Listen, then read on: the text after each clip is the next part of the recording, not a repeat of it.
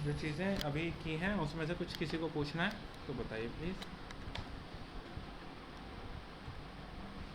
करके देखा किसी ने?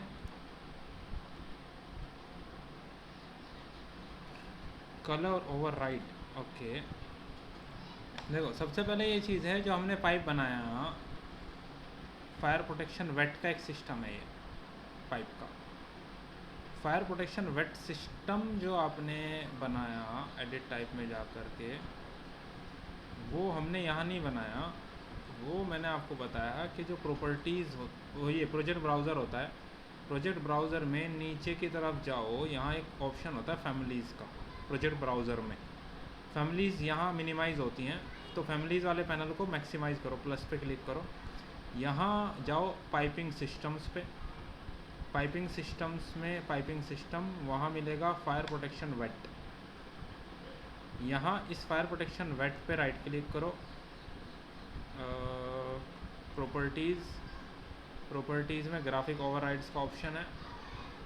एडिट, एडिट में देखो ये रही properties, pattern solid, colour red.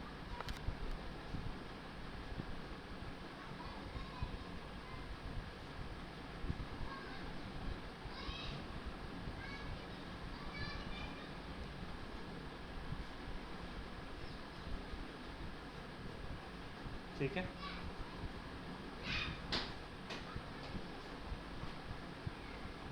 Okay. ये हमारा यहाँ से हो जाएगा सिलेक्शन। और इसके अलावा और कुछ पूछना है?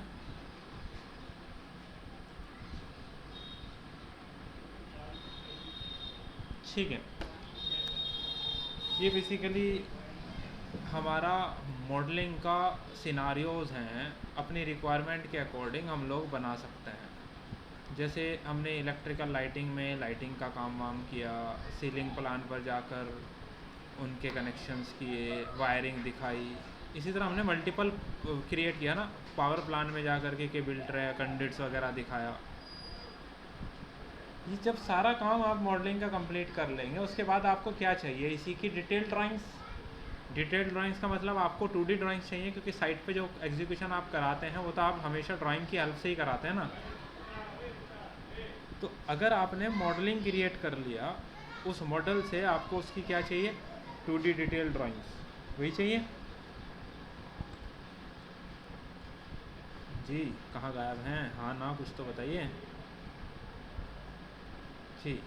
सेम इसी तरह हमने जो शेड्यूल्स क्रिएट किए हैं, ये शेड्यूल्स, ये बेसिकली हमें चाहिए। तो आपको अगर शेड्यूल चाहिए तो आप क्या कर सकते हो? फाइल, फाइल में एक्सपोर्ट, एक्सपोर्ट में नीचे की तरफ जाएंगे तो यहाँ देखो रिपोर्ट, शेड्यूल।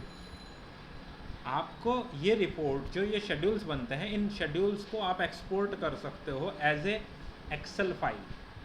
आप जब एक्सपोर्ट करोगे रिपोर्ट्स, रिपोर्ट्स में शेड्यूल, शेड्यूल को सेलेक्ट करोगे तो देखो ये CSV फॉर्मेट में एक्सपोर्ट हो जाएगा।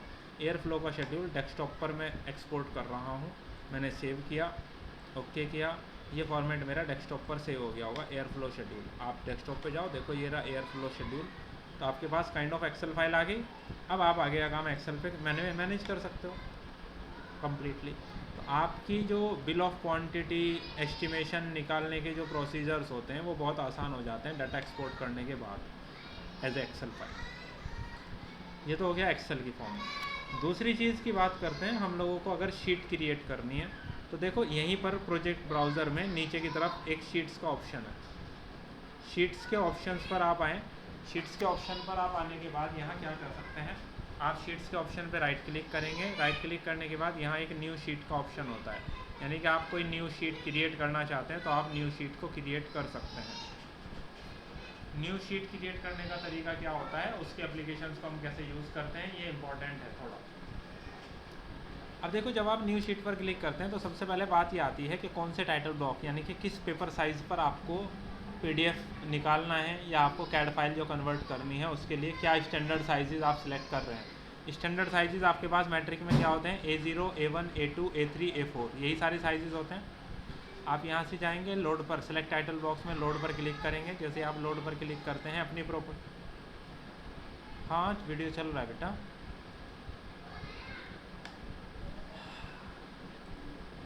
आपके यहाँ टाइटल ब्लॉक्स पर थे आप, यहाँ टाइटल ब्लॉक्स में आप लोड पर क्लिक करेंगे, आपको बैक साइड आना है। अब हमें कहाँ जाना है, अपनी लाइब्रेरी में यूएस, यहाँ से देखें आप टाइटल ब्लॉक्स का ऑप्शन है।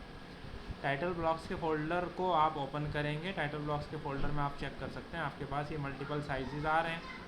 आपको इसमें से क्या साइज़ चाहिए वो आपको ज़रूरत के, एक सेकंड देना यार प्लीज़, एक सेकंड। हाँ जी, तो हम लोग क्या करेंगे, सिलेक्ट टाइटल ब्लॉक पर जाएंगे, तो वहाँ से हमें क्या करना है, टाइटल ब्लॉक से लोड करना होता है।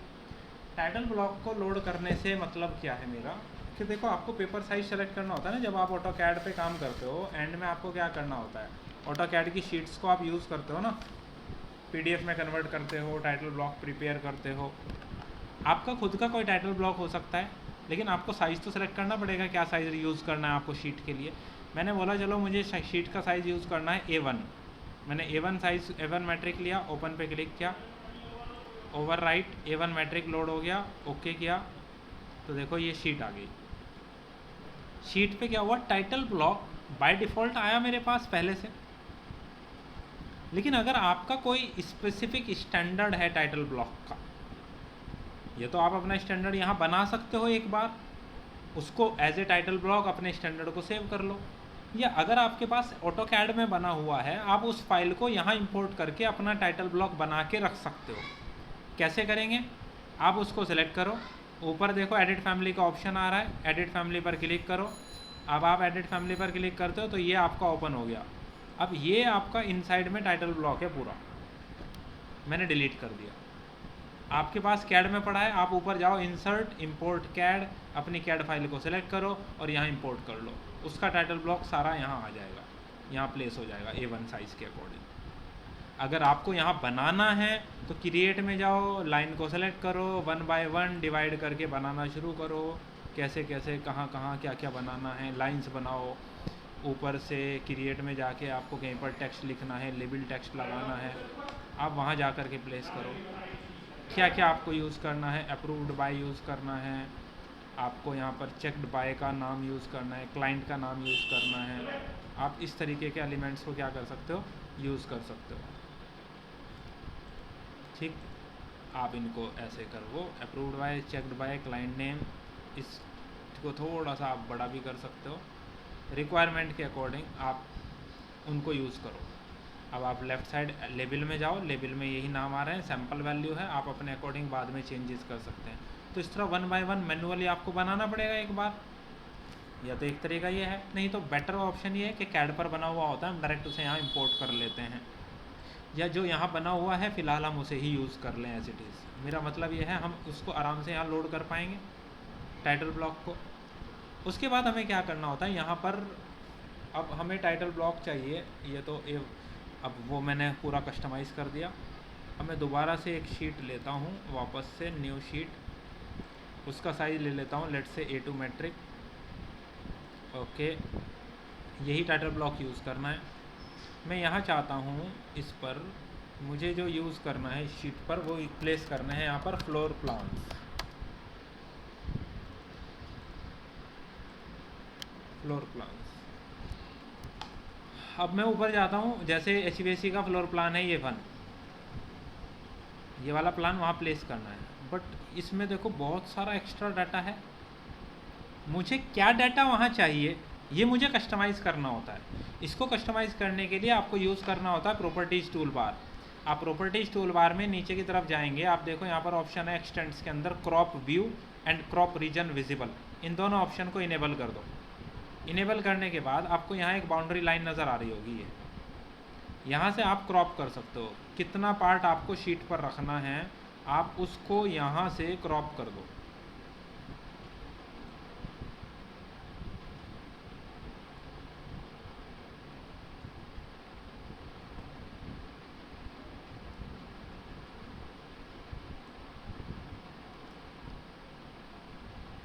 मैंने बोला ये वाला पार्ट मुझे प्लेस करना है, लेकिन मैं ये नहीं चाहता ये बाउंड्री लाइन वहाँ नज़र आए, तो क्रॉप व्यू तो रहने दो, क्रॉप रीजन विजिबल वाला ऑप्शन अनटिक कर दो। ये क्रॉपिंग हो गया हमारा। अब ये वाला प्लान मुझे इस शीट पर प्लेस करना है, तो देखो मैं शीट पर आ गया, इस प्लान को जाके मैंने सेलेक्ट किया, क्योंकि डबल क्लिक करूँगा तो मैं उसी प्लान पे चला जाऊँगा, मुझे वहाँ जाना नहीं है, बस एक क्लिक से सिलेक्ट किया, होल्ड किया क्लिक को, ऐसे ड्रैग किया, ड्रैग करके मैं यहाँ ले आया। तो देखो इसका साइज़ दिख रहा है आपको, अभी भी बड़ा है इसके कंपैरिजन में। बाकी आप प्लेस करके देखो, आपको तब पता चल जाएगा। देखो इससे बड़ा है, अब इससे बड़ा है तो मुझे स्केल चेंज करना पड़ेगा, स्केल का मुझे अंदाज़ा नहीं है, मैंने इसको यहीं प्लेस रहने दिया। मैं वापस गया अपने मैकेनिकल 1 पर, नीचे देखो यहाँ जहाँ से आप डिटेल लेवल को फाइन करते हो उसी की साइड में एक स्केल है 1:100, मैंने बोला 1:200, थोड़े से चेंजेस किया, वहाँ गया, यहाँ साइज़ छोटा हो गया। अब इसे सेलेक्ट करके पहले डिलीट किया, वापस से इसको क्लिक ड्रैग यहाँ लाया, और जहाँ मुझे प्लेस करना है मैंने वहाँ ले जा कर के प्लेस कर दिया। एक फ्लोर प्लान प्लेस हो गया। अगर बेटर है मैं सेंट्रलाइज कर दूँ इसको, एक फ्लोर प्लान हो गया। अब मैं चाहता हूँ, देखो जो फ्लोर प्लान प्लेस कर दिया शीट पर, उस पर यहाँ ब्लू कलर हाईलाइट हो गया, वो कलर फिल हो गया यहाँ ब्लू कलर से। मैं चाहता हूँ 2 मैकेनिकल पर, यहाँ पर हालांकि हमने कोई काम किया हुआ नहीं है अभी, लेकिन अगर किया हुआ होगा फिर से वही क्रॉपिंग तो करना पड़ेगा उसको। Crop region visible, crop view, उसी तरीके से सेम आप उसको क्रॉप करेंगे, और अपनी रिक्वायरमेंट के अकॉर्डिंग आपको क्या करना होगा, उसको प्लेस करना पड़ेगा। क्रॉप रीजन विजिबल को हटा दिया, केवल क्रॉप रहने दिया। अब ये 2 मैकेनिकल को मुझे इस शीट पर प्लेस करना है। 2 मैकेनिकल, क्लिक ड्रैग एंड यहाँ ला करके मैंने कर दिया ड्रॉप। अगेन बड़ा है तो मैंने अभी इस एस्केप किया, प्लेस नहीं किया, वहाँ जा कर के उसका स्केल भी 1:100 की जगह 1:200 किया। उसके बाद मैं वहाँ गया, शीट पर सेलेक्ट किया, क्लिक ड्रैग एंड यहाँ मैं लेकर आया, यहाँ ला करके मैंने, देखो ऊपर से सेंटर लाइन हाईलाइट हो रही है, यहाँ ला करके मैंने ड्रॉप कर दिया। अब क्योंकि दोनों का जो स्केल है वो 1:200 है और नीचे स्केल लिखा हुआ ही है, तो मुझे इन दोनों लाइंस की अलग अलग ज़रूरत तो नहीं है ना हर फील्ड के नीचे। तो जहाँ ज़रूरत नहीं है उसे सेलेक्ट करो, एडिट टाइप में जाओ, यहाँ से एक्सटेंशन लाइन डिसेबल कर दो और टाइटल नन कर दो, ओके कर दो। टाइटल भी हट गया, लाइन भी हट गई, दोनों केस में। देखो आपके फ्लोर प्लान्स प्लेस हो गए। सेम इसी तरह कोई आपको एलिवेशन प्लेस करना है, वहीं जाओ, crop view, crop region visible, उसी से आप क्रॉपिंग करोगे सारा डाटा की रिक्वायरमेंट के अकॉर्डिंग जितना आपको प्लेस करना है। जब सारा रेडी हो जाए, अब मल्टीपल शीट्स बनानी पड़ेंगी, कोई एलिवेशन के लिए, कोई सेक्शन के लिए, कोई आपको 3D व्यूज़ के लिए। रिक्वायरमेंट के अकॉर्डिंग आप नंबर ऑफ़ शीट्स क्रिएट कर सकते हो। पैरामेट्रिक इन नेचर, आप यहाँ से गए, आपने ये एलिवेशन सेट हो गया, मैंने स्केल भी कर दिया 1:200। अब देखो आप क्या कर सकते हो, साथ साथ नीचे आओ, शीट पर आपको प्लेस करना है। शीट पर प्लेस करने से पहले हम ये चाहते हैं विजिबिलिटी ऑफ हो जाए, केवल हमारे टेम्पलेट दिखाई दें। तो मैं विजिबिलिटी ग्राफिक्स में लिंक, रेविट और इन सब को लेवल्स को ऑफ कर दूं, क्योंकि लेवल अभी फ़िलहाल सारे दिख रहे हैं मुझे, आर्किटेक्चर का भी, स्ट्रक्चर का भी, लेकिन मुझे तो मतलब केवल अपने वाले से ना, मैं क्या सिस्टम्स वाले से। तो रिक्वायरमेंट के अकॉर्डिंग जो जो चीज़ें हमने पढ़ी उसी तरीके से आप इम्प्लीमेंट करते जाओगे। अब देखो केवल आपके लेवल दिख रहा है, यही व्यू। अब मैं वहाँ गया, शीट मैंने ऑलरेडी बना रखी है, राइट क्लिक करूँ, मैंने बोला उसी की डुप्लीकेट शीट, एम्प्टी शीट, यानी कि उसी के जैसी एक और शीट डुप्लीकेट हो जाएगी। लेकिन यहाँ पर बस इसका नाम बदल दो। यहाँ मैं प्लेस कर रहा हूँ एलिवेशंस। कौन सा एलिवेशन प्लेस करना है मुझे, मैंने अभी कौन सा रेडी किया था, साउथ मैकेनिकल, ठीक है। एलिवेशन वाली शीट पर चलते हैं, यहाँ से साउथ मैकेनिकल, वही same case, click drag and यहाँ ला करके मैं ड्रॉप कर दूँगा। ये हमारा फ्लोर प्लान आ गया, सॉरी एलिवेशन आ गया। इसी तरह सेक्शन आ सकता है, कोई भी 3D व्यू भी आ सकता है। ये 3D व्यू है, क्लिक किया, ड्रैग किया, यहाँ ला करके आप ड्रॉप करना चाहते हो। अभी तो बहुत बड़ा है क्योंकि आपने क्रॉपिंग वगैरह नहीं किया। हर एक चीज़ की कहानी सेम है, स्केल करना, क्रॉप करना और उसको लाके शीट पर प्लेस कर दो।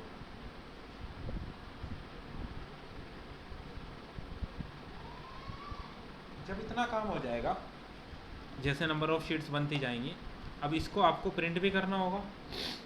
आप कंट्रोल P प्रेस करेंगे प्रिंटिंग के लिए, यहाँ ऑप्शन आएगा Microsoft print to PDF।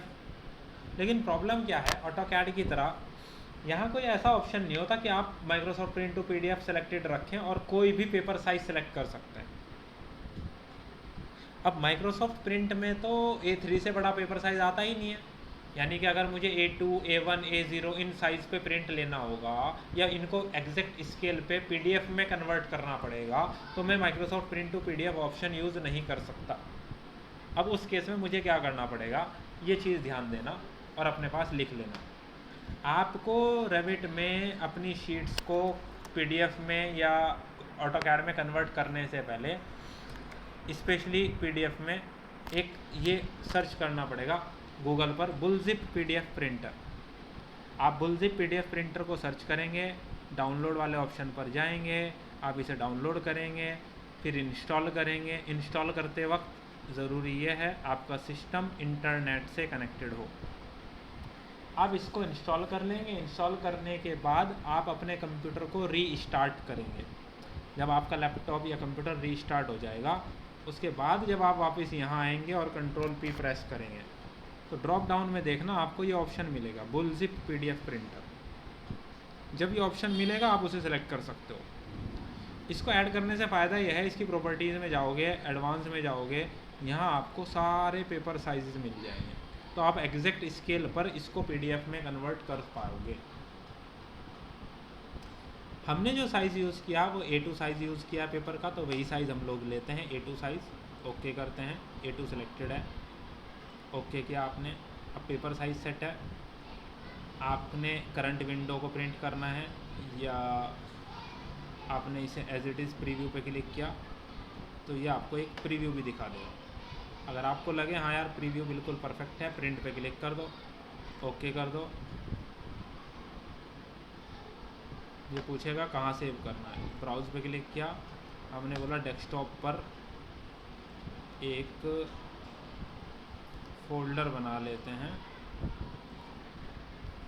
EXPORT export करके, और वहीं पर ये सबसे पहली PDF 11 के नाम से मैं सेव कर देता हूँ।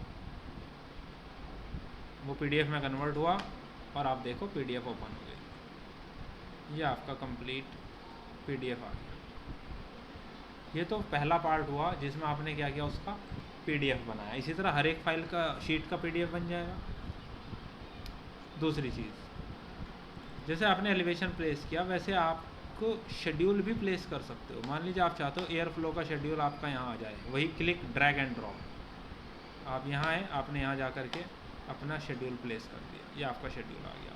उसके बाद आप ये चाहते हो कंट्रोल P, ये पूरा प्रिंटिंग हो जाए या तो PDF में आ जाए। दूसरा एक और तरीका है, आप जाओ फाइल, एक्सपोर्ट कैड फॉर्मेट, आप इसे एज ए DWG फाइल भी सेव कर सकते हो। जब आप एज ए DWG फाइल इसको एक्सपोर्ट करोगे तो यहाँ देखो लेयर सारी एक्सपोर्ट कर देगा एंटिटी के अकॉर्डिंग, लाइंस, पैटर्न्स, हर एक चीज़ की लेयर्स को ये लिंक कर देगा। एक्सपोर्ट ऑटोकैड की कौन सा वर्जन, 2018 फॉर्मेट में एक्सपोर्ट होगा। अब ऑब्वियसली हर एक यूज़र के पास 18 से तो आबाद का ही वर्जन होगा।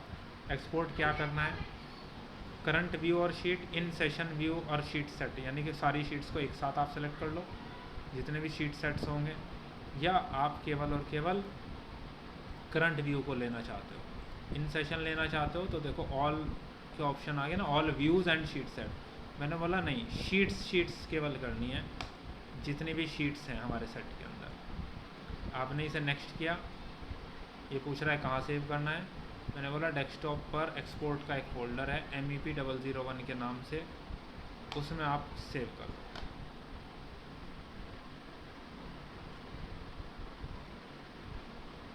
अब ये क्या कर रहा है, डाटा को एक्सपोर्ट कर रहा है एज ए DWG फाइल। पहले इसने किया था एज ए PDF फॉर्मेट। मैं इसे मिनिमाइज़ करता हूँ, यहाँ से एक्सपोर्ट वाले फोल्डर पे क्लिक करता हूँ। अब आप चेक करो, कंबाइंड शीट आ गई, एलिवेशंस की और अलग अलग व्यू आ गया। साउथ मैकेनिकल अलग से आ गया, एलिवेशन अलग से आ गया, ऑटोडेस्क का लोगो आ गया, और भी कुछ कंपोनेंट्स हमारे पास आ गए। जितने भी शीट्स थी उनके सारे व्यूज़ हमारे इंडिविजुअल भी एक्सपोर्ट हो गए। बताइए, आप अगर कैड फाइल को भी ओपन करेंगे तो वो कंप्लीट डिटेल्स को ओपन करेगा, ऐसा नहीं है। यानी कि उसके अंदर टाइटल ब्लॉक भी बना हुआ होगा कंप्लीट, जो रेविट पे था उससे वो चीज़ें आपकी सेट भी मिलेंगी मॉडल व्यू पर और पेपर स्पेस पर। जैसे आप यहाँ देखो लेआउट में मैं इस विंडो को थोड़ा छोटा करूँ तो देखो लेआउट सेट है। अगर आप मॉडल पर जा कर के देखो, आप यहाँ कर सकते हो Z एंटर A एंटर, देखो यहाँ पर भी आपका सारा डाटा आ रहा है। थोड़ा ब्लर एंड ऑल आपको नज़र आ सकता है, आप रिमूव कर दो क्लिपिंग्स वगैरह को।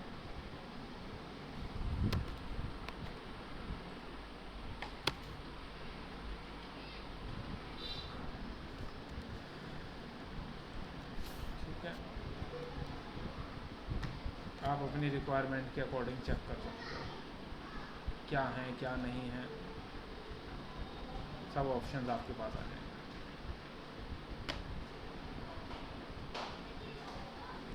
यही वर्क आपने किया ना, देखो आपका सारा वर्क आ रहा है एज ए सॉलिड, बाकी सारा ब्लर आ रहा है क्योंकि वो प्रॉपर्टीज़ में ऐसे ही सेट था। रिक्वायरमेंट के अकॉर्डिंग सारा डाटा आपके पास एक्सपोर्ट होकर आ जाएगा।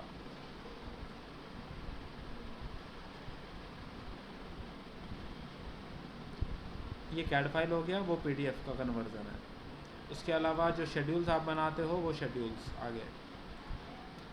अब देखो आप एट लास्ट ये भी निकाल सकते हो कि टोटल इसके अंदर पूरे प्रोजेक्ट में मैंने कितनी डक्ट को यूज़ किया, डक्ट फिटिंग्स को कितना यूज़ किया, ये सारा डाटा अगर आपको निकालना है तो आप क्या करेंगे, वापस कोई भी व्यू पर आ जाओ, ऊपर की तरफ जाओ, आप मैनेज टैब या व्यू टैब में आओ। व्यू टैब में आपके पास आता है शेड्यूल और क्वांटिटी आपको निकालनी है। शेड्यूल और क्वांटिटी पर आप क्लिक करेंगे, ये आपका विंडो आ गया। इस विंडो में आप आओ नीचे की तरफ, यहाँ से मैकेनिकल भी इनेबल कर दो। और हमें क्या करना है, हमें डक्ट्स की एक शेड्यूल क्रिएट करना है, डक्ट शेड्यूल। ओके करो। डक्ट शेड्यूल में हमारी रिक्वायरमेंट ये है कि हमें चाहिए फैमिली एंड टाइप, यानी कि वो डक्ट का फैमिली कौन सा है और उसका टाइप क्या है, उसका टोटल लेंथ कितना है, उसका साइज़ क्या है, उसका लेंथ आ गया, उसका काउंट आ जाएगा।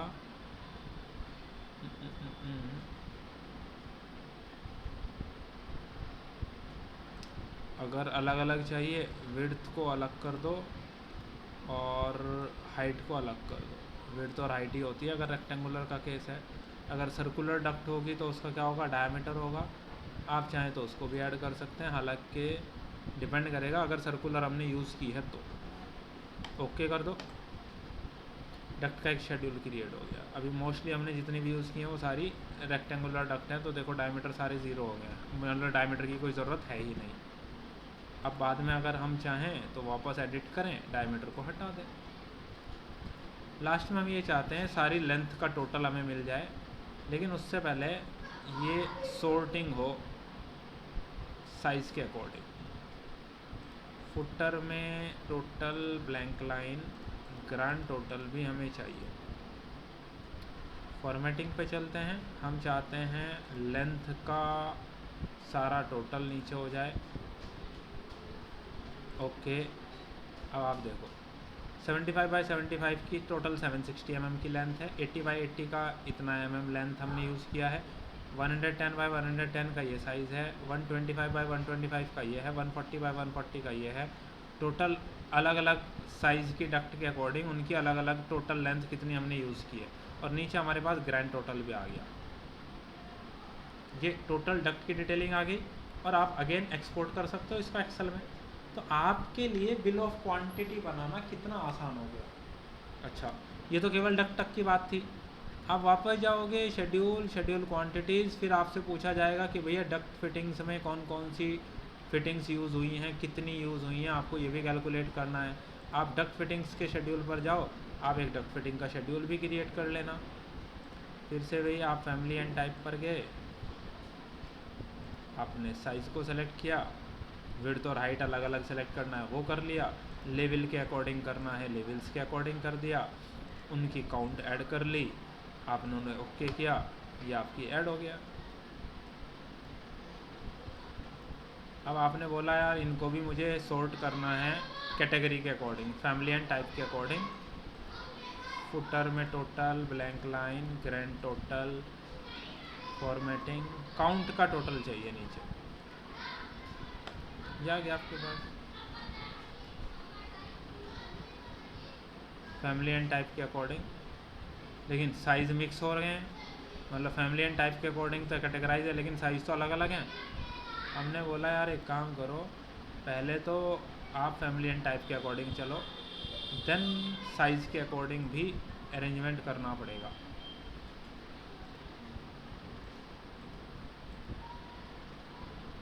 ओके, अब आया एग्जैक्ट साइज़ के अकॉर्डिंग कैटेगराइजेशन हो गया अलग अलग, कौन सी आइटम कितनी है। टोटल आइटम 44 हैं पूरे प्रोजेक्ट के अंदर जो यूज़ हुई हैं।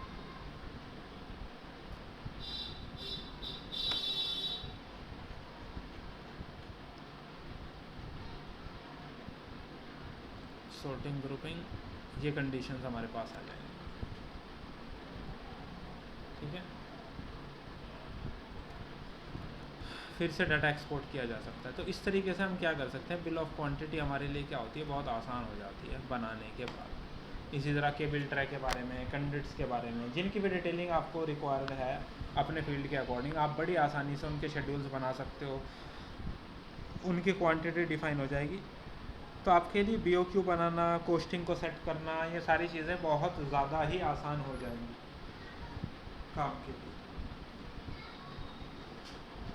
क्लियर है?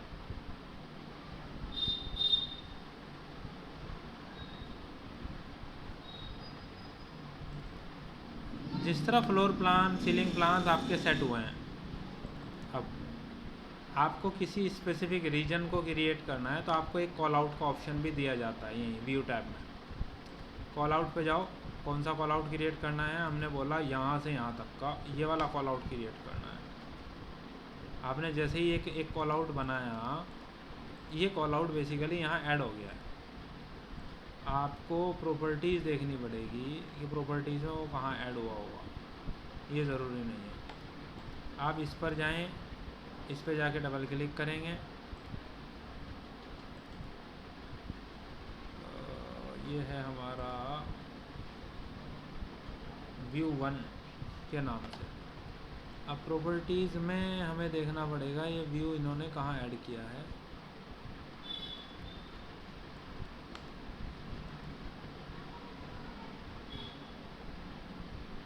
राइट क्लिक कर चलते हैं, गो टू व्यू, देखो ये आ गया 1 मैकेनिकल कॉल आउट 1, यानी कि वहीं पर ऐड कर दिया इसने फ्लोर प्लान के अंदर ही, तो केवल मुझे उतना ही पार्ट दिखाई दे रहा है। इस तरीके के कॉल आउट्स भी आप बना सकते हैं। कॉल आउट्स क्रिएट हो गए, फिर आप ये भी शीट्स पे प्लेस कर सकते हो रिक्वायरमेंट के अकॉर्डिंग।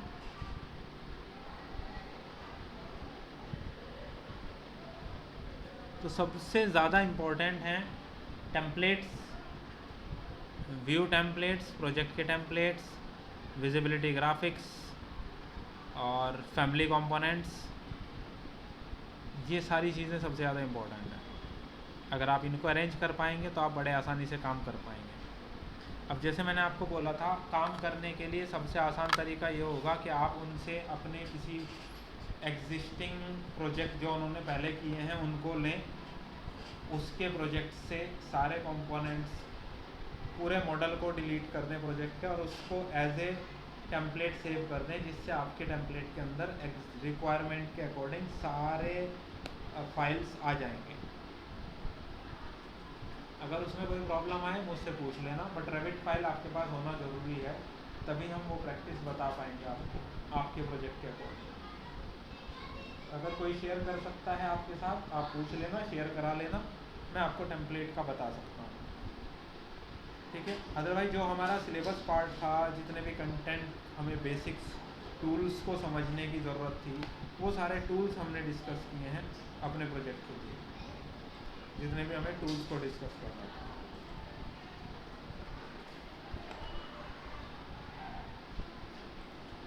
अब इम्पोर्टेंट ये है आप किस तरह उन